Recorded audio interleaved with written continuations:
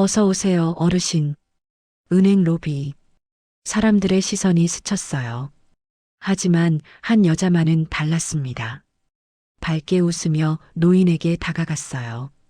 며칠 후 지점장의 얼굴이 새하얗게 질렸습니다. 컴퓨터 모니터에 숫자가 떠올랐어요.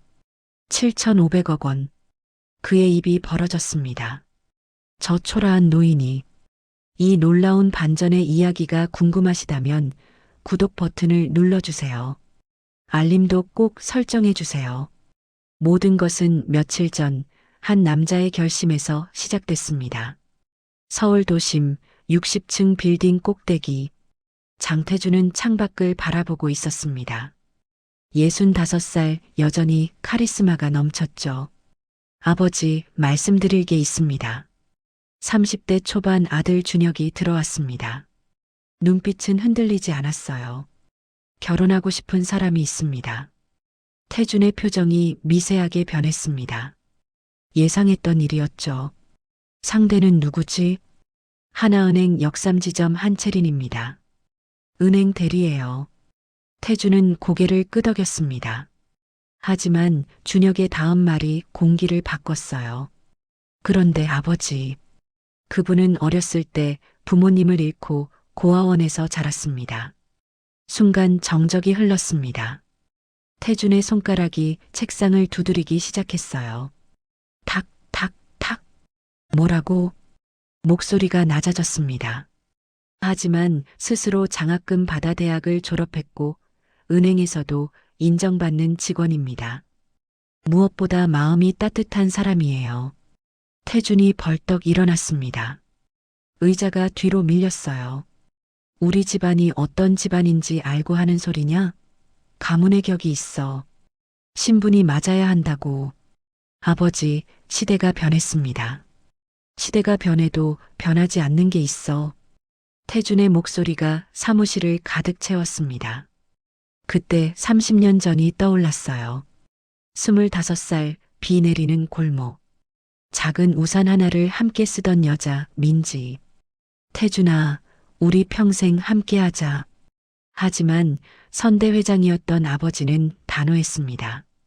민지는 우리 집안에 어울리지 않는 여자다.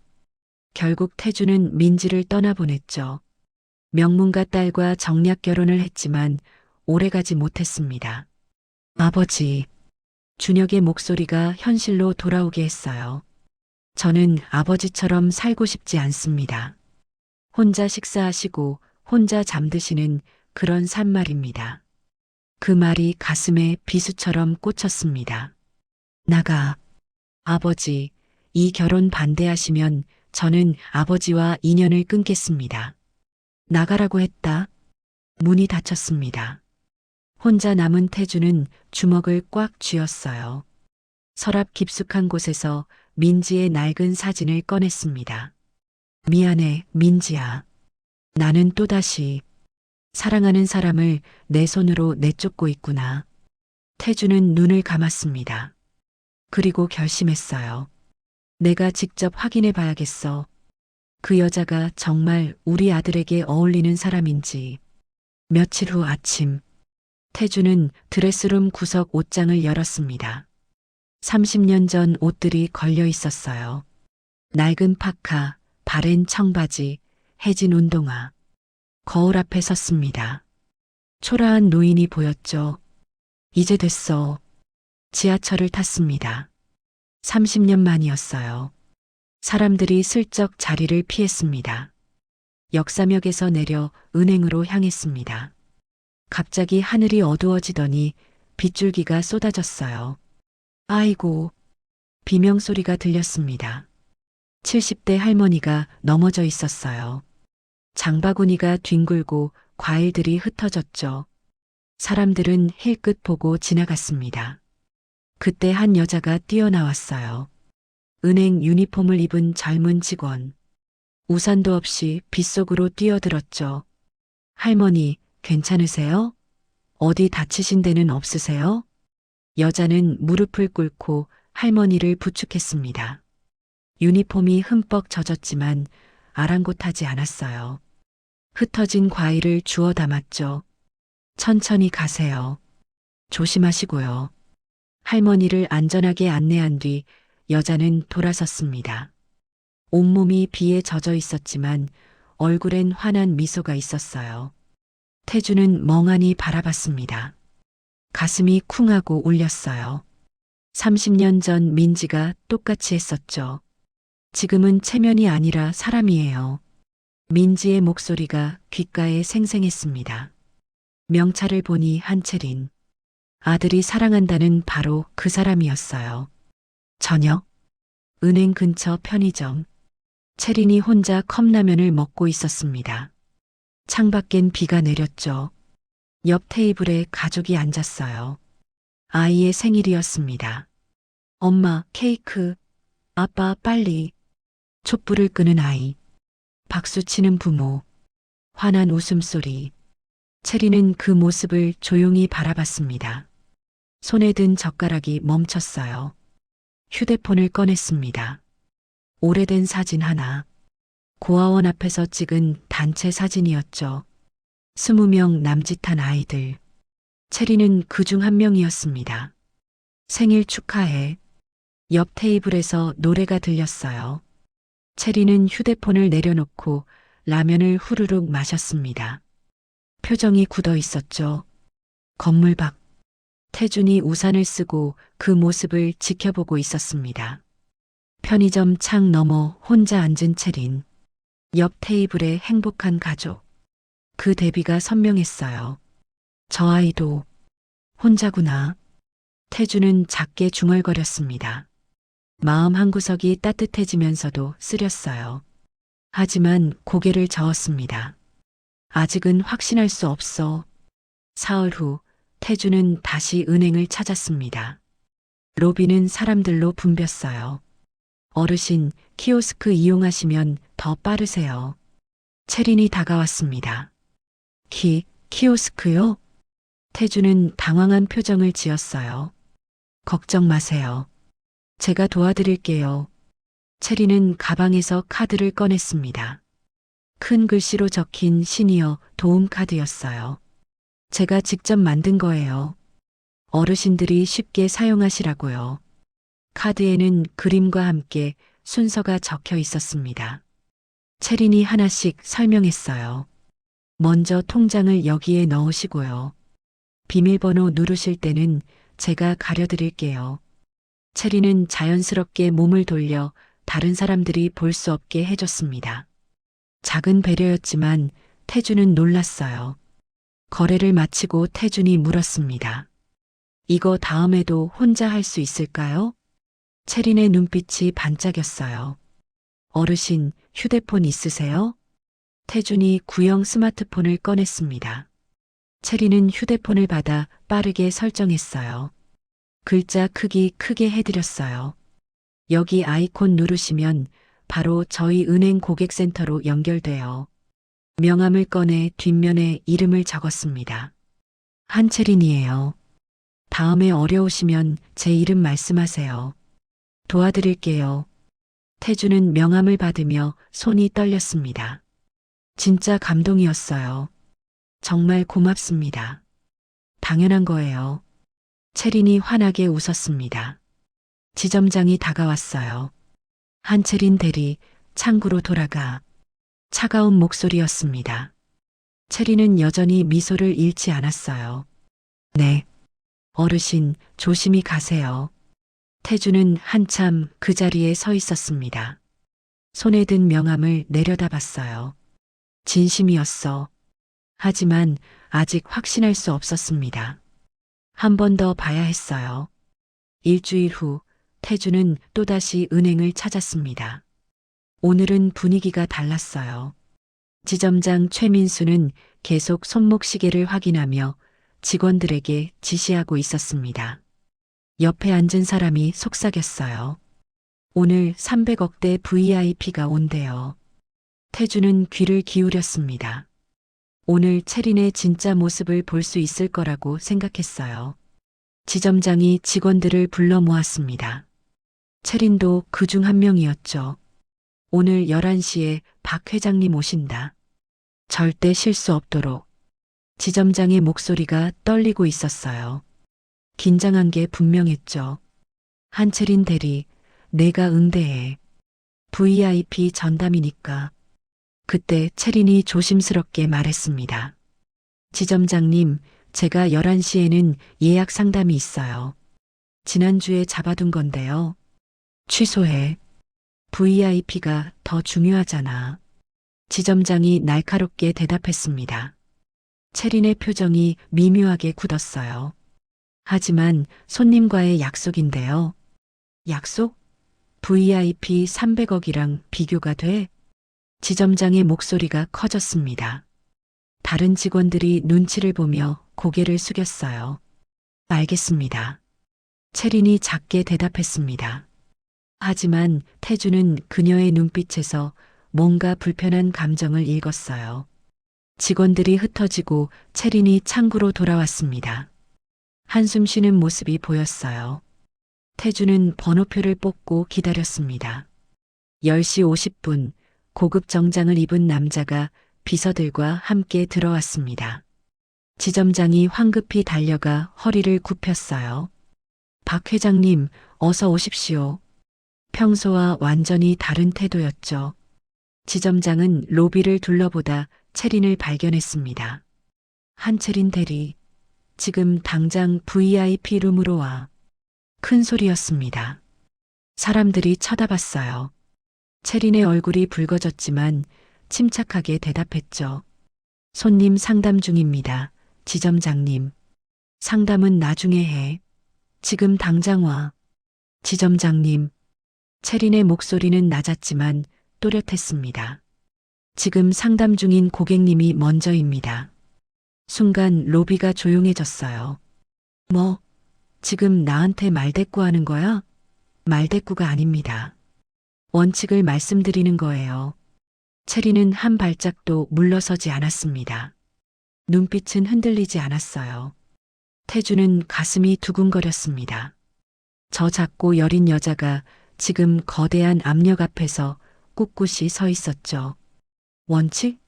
원칙이 300억보다 중요해? 지점장이 비웃듯 말했습니다. 채린의 눈빛이 더 단단해졌어요. 300억도 소중하지만 지금 기다리시는 모든 분들도 똑같이 소중한 고객님들입니다. 채린이 로비를 가리켰습니다. 사람들이 번호표를 쥐고 앉아 있었어요. 제가 지금 상담 중인 손님을 중단하는 건 그분께 실례입니다. 그리고 순서를 기다리시는 모든 분들께도 실례고요. 채린의 목소리가 조금 떨렸습니다. 하지만 멈추지 않았어요. VIP는 박 대리님이 더 전문이십니다. 박 대리님께서 모시는 게 나을 것 같아요. 지점장은 입을 벌린 채 말이 없었습니다. 믿을 수 없다는 표정이었죠. 제가 책임지겠습니다. 채린이 깊게 허리를 숙였습니다. VIP 고객님께 죄송하다고 전해주세요. 하지만 저는 지금 제 고객님과의 약속을 먼저 지키겠습니다. 그리고 채린은 돌아섰습니다. 창구로 다시 걸어갔어요. 뒷모습이 떨리고 있었지만 발걸음은 흔들리지 않았습니다. 태주는 그 모습을 보며 가슴이 뜨거워졌어요. 저 작은 여자가 얼마나 큰 용기를 내고 있는지 알 수 있었죠. 원칙을 지키는 사람. 태주는 작게 중얼거렸습니다. 돈보다 사람을 먼저 세우는 사람이었어요. 이틀 후 태주는 마지막 시험을 하기로 했습니다. 돈 앞에서 채린이 어떻게 행동하는지 보는 거였죠. 창구에 섰습니다. 채린이 환하게 웃으며 맞이했어요. 어르신, 어떻게 오셨어요? 출금하려고요. 4만 원. 태주는 통장을 내밀었습니다. 채린이 확인하고 돈을 세어 건넸어요. 4만 원입니다. 확인해 보세요. 태주는 돈을 받아 세었습니다. 그리고 얼굴을 찌푸렸어요. 아가씨, 이거 3만 원밖에 안 돼요. 채린의 표정이 굳었습니다. 다시 확인했어요. 어르신, 죄송합니다. 제가 실수한 것 같아요. 채린은 즉시 가방에서 지갑을 꺼냈습니다. 10,000원짜리 한 장을 꺼내 태준에게 건넸어요. 정말 죄송합니다. 제 실수예요. 태준은 깜짝 놀랐습니다. 자기 돈을 꺼낸 거였어요. 아니, 아가씨 돈을. 괜찮아요. 제가 잘못한 거니까요. 나중에 정산하면 돼요. 태준의 가슴이 뜨거워졌습니다. 시험이 부끄러워졌어요. 아, 아니에요. 제가 잘못 봤나 봐요. 다시 세어볼게요. 태준이 다시 세었습니다. 맞네요. 4만 원. 제가 잘못 셌어요. 미안해요. 10,000원을 돌려주려 했습니다. 하지만 체리는 웃으며 받았어요. 괜찮아요. 실수는 누구나 할 수 있어요. 체린이 서랍에서 작은 카드를 꺼냈습니다. 어르신, 이거 받으세요. 요즘 보이스피싱이 많거든요. 손글씨로 정성껏 쓴 주의사항 카드였어요. 전화로 돈 요구하는 사례, 대처 방법이 적혀 있었죠. 그리고 이것도요. 어르신들 수수료 면제 항목이에요. 또 다른 카드를 건넸습니다. 어떤 업무가 무료인지 자세히 적혀 있었어요. 어르신의 평생 저축이 소중하잖아요. 지키는 것도 제 일이에요. 체린의 눈빛이 진심이었습니다. 태주는 2장의 카드를 들고 은행을 나왔습니다. 차 안에서 한참을 앉아 있었어요. 돈을 지키는 게 아니라 사람을 지키는 거였구나. 태준의 눈가가 뜨거워졌습니다. 시험은 끝났어요. 아니, 시험 당한 건 자기 자신이었습니다. 이틀 후, 태준은 은행 로비에 앉아 있었습니다. 지점장실에서 소란이 들렸어요. 이게 뭐야? 지점장 최민수가 서류를 내려치며 소리쳤습니다. 지난번 박 회장님 계좌 처리하면서 수수료 3천만 원 누락됐어요. 박 대리가 조심스럽게 말했습니다. 지점장의 얼굴이 새하얗게 변했어요. 한채린 대리, 이리 와. 채린이 걸어갔습니다. 태준도 조용히 가까이 갔죠. 이게 뭐야? 지점장이 서류를 내밀었습니다. 채린이 확인했어요. 지점장님, 이 서류에는 제 서명이 없습니다. 최종 승인은 지점장님이시고요. 채린이 조심스럽게 말했습니다. 승인자란에 최민수라는 이름이 찍혀 있었죠. 뭐, 지금 나한테 책임을 떠넘기는 거야? 지점장의 목소리가 떨렸습니다. 사실을 말씀드리는 겁니다. 그래도 내가 중간에 체크했어야지. 하지만 저는 VIP 업무를 담당하지 않았습니다. 닥쳐. 지금 내 말 안 들어? 지점장이 채린에게 다가갔습니다. 낮은 목소리로 말했어요. 한채린 대리. 지난번 VIP 앞에서 내 말 안 들은 거 기억나지? 이번에도 말 안 들을 거야? 노골적인 협박이었습니다. 채린의 얼굴이 창백해졌어요. 당장 박 회장님께 전화해서 사과해. 채린은 한참을 망설였습니다. 손이 떨렸어요. 하지만 결국 전화기를 들었죠. 여보세요, 박 회장님. 하나은행 역삼지점 한채린 대리입니다. 오늘 처리해드린 계좌건에 수수료 누락이 있었습니다. 전화 너머에서 뭔가 말하는 소리가 들렸어요. 죄송합니다. 은행 이름으로 정중히 사과드립니다. 환급 절차는 내일 바로 진행해 드리겠습니다. 전화가 끊어졌습니다. 채리는 전화기를 내려놨어요. 손이 계속 떨리고 있었죠. 잘했어. 또 실수하면 가만 안 둬. 본사에 보고할 거야. 인사고가 최하로 떨어지고 승진은 물 건너간다는 거 알지? 지점장이 차갑게 말하고는 사무실로 들어갔어요. 채리는 자리로 돌아갔습니다. 의자에 앉자마자 고개를 숙였어요. 어깨가 작게 떨렸습니다. 태주는 주먹을 꽉 쥐었습니다. 화가 치밀어 올랐어요. 명백한 거짓말이었죠. 채리는 눈물을 닦고 다시 손님을 불렀습니다. 312번 손님, 이번 창구로 오세요. 여전히 밝은 목소리였습니다. 마치 방금 전 일이 없었던 것처럼요. 태주는 은행을 나섰습니다. 차가운 바람이 불었지만 가슴속은 더 뜨거웠어요. 이건 안 돼. 이대로 둘 수 없어. 태주는 휴대폰을 꺼냈습니다. 비서에게 전화를 걸었어요. 내일 오전 10시에 하나은행 역삼지점으로 가겠네. 전화를 끊고 태주는 다시 은행을 바라봤습니다. 유리창 너머로 채린이 보였어요. 손님을 대하며 웃고 있었죠. 조금만 참아라. 내일이면 모든 게 바로 잡힐 거야. 다음 날 오전 하나은행 역삼지점 앞에 검은색 벤츠가 섰습니다. 고급 정장을 입은 남자가 내렸어요. 장태준이었습니다. 비서가 뒤따랐죠. 문을 열고 들어서자 로비 분위기가 변했습니다. 안내 데스크 직원이 일어났어요. 어느 분을 찾으십니까? 장태준 회장입니다. 비서가 대답했습니다. 직원의 얼굴이 하얗게 질렸어요. 곧 지점장이 급하게 나왔죠. 회장님, 소회의실로 모시겠습니다. 회의실 문이 닫혔습니다. 태준이 먼저 앉았어요. 어제 일에 대해 이야기하려고 합니다. 태준이 말을 꺼냈습니다. 지점장의 얼굴이 굳었어요. 어제요? VIP 고객 수수료 누락건입니다. 태준의 목소리는 차분했습니다. 아, 그거는 이미 처리했습니다. 담당 직원이 사과하고. 담당 직원이요? 태준이 지점장을 똑바로 봤습니다. 눈빛이 차가워졌어요. 제가 알기로는 최종 승인은 지점장 권한입니다. 시스템 로그를 보면 다 나오죠. 순간 지점장의 얼굴에서 피가 사라졌습니다. 그건 당신 실수였죠. 로그 보면 분명합니다. 태준이 천천히 일어났습니다. 저 직원은 잘못이 없습니다. 당신이 책임을 져야 할 일을 떠넘긴 거예요. 지금 누구 잘못인지 바로 잡으세요.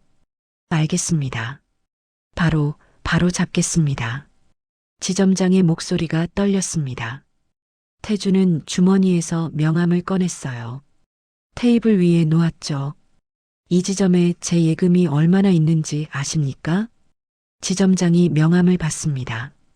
눈이 커졌어요. 7,500억 원입니다. 태준의 목소리는 조용했습니다. 하지만 그 숫자는 폭탄처럼 터졌어요. 오늘 당장 전부 인출할 수도 있습니다. 하지만 그러고 싶지 않습니다. 이 은행에는 좋은 직원들이 많으니까요. 특히 한채린 대리 같은 사람들이요. 지점장의 얼굴에서 땀이 흘러내렸습니다. 회장님, 제가 잘못했습니다. 정말 잘못했습니다. 태주는 고개를 끄덕이고 나갔어요. 지점장은 컴퓨터를 켰습니다. 장태준을 검색했어요. 사진 속 남자와 초라한 노인이 겹쳐졌죠. 지점장은 로비로 나갔습니다. 한가운데 섰어요. 그리고 90도로 허리를 숙였습니다. 죄송합니다. 순간 로비가 조용해졌습니다. 어제 수수료 누락건입니다. 제 실수였습니다. 한채린 대리는 아무 잘못이 없습니다. 당신에게 책임을 떠넘긴 것, 사과하라고 강요한 것, 모두 제 잘못입니다. 정말 죄송합니다. 채린의 눈에 눈물이 맺혔습니다. 괜찮습니다. 고객님 불편만 해결되면 됩니다. 옆에 있던 손님이 작게 말했어요. 저 노인분, 어제 키오스크에서 도와드렸던 분 아닌가? 다른 손님도 고개를 끄덕였습니다. 맞아. 그분이 설마 회장님이었다니. 박 대리가 조용히 박수를 쳤습니다. 다른 직원들도 따라 박수를 쳤어요. 건물 맞은편 카페에서 태준이 그 모습을 지켜보고 있었습니다. 채린이 우는 모습을 봤어요. 안도해서 우는 거였죠. 이제 됐어. 태준은 조용히 중얼거렸습니다. 시험은 끝났어요. 그리고 이제 진짜 만남이 시작될 차례였습니다. 토요일 저녁 한남동 레스토랑 프라이빗룸. 채리는 긴장한 표정으로 서 있었습니다. 괜찮아요. 아버지는 좋은 분이에요. 준혁이 손을 꼭 잡았습니다. 문을 열었죠. 부드러운 조명이 비치는 방. 창가에 한 남자가 서 있었어요. 남자가 돌아섰습니다. 채린의 숨이 멈췄어요. 저 은행 손님. 채린이 떨리는 목소리로 말했습니다. 아버지입니다. 장태준. 준혁이 말했습니다. 세 사람이 앉았어요. 놀랐죠? 태준이 먼저 입을 열었습니다. 미안합니다. 이런 식으로 만나게 해서. 태준은 테이블 위로 카드를 꺼냈어요. 시니어 도움 카드. 채린이 만들어준 바로 그것이었습니다. 이거 기억하시죠? 정말 도움이 많이 됐어요. 태준의 목소리가 낮아졌습니다. 나는 평생 사람을 겉모습으로 판단했습니다. 돈이 있는지, 배경이 있는지, 가문이 어떤지. 그게 전부라고 생각했어요. 예전에는 가문의 격을 말했습니다. 신분이 맞아야 한다고 믿었죠. 태주는 잠시 말을 멈췄습니다. 그런데 당신을 보면서 깨달았습니다. 내가 얼마나 잘못 살아왔는지. 당신은 쓰러진 할머니를 보고 망설이지 않았어요. 지금은 체면이 아니라 사람이라고 했죠. 채린의 눈에 눈물이 맺히기 시작했습니다. 키오스크 앞에서 헤매는 노인을 귀찮아하지 않았어요. 오히려 카드를 만들고 휴대폰까지 설정해줬죠. VIP 고객보다 원칙을 먼저 세웠습니다. 돈보다 사람을 먼저 생각했어요.